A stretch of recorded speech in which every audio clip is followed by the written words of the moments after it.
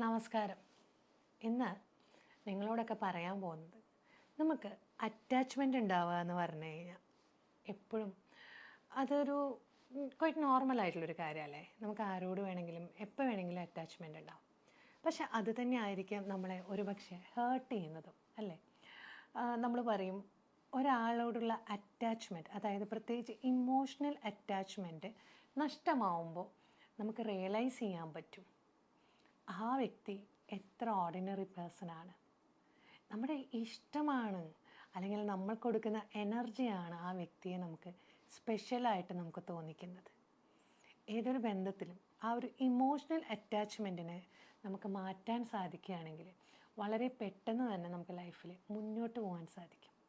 പലപ്പോഴും സാധിക്കാത്തത് അത് തന്നെയാണ്.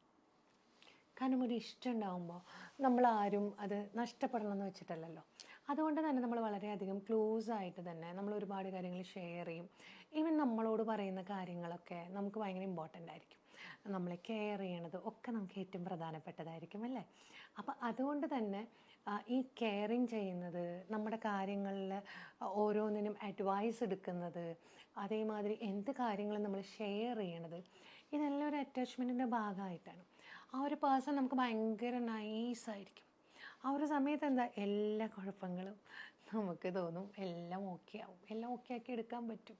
അതാണ് ഇതിൻ്റെ ഒരു പ്രത്യേകത. പിന്നീടേ മനസ്സിലാവുള്ളൂ he is an ordinary person അല്ലെങ്കിൽ she is an ordinary person എന്നുള്ളത്.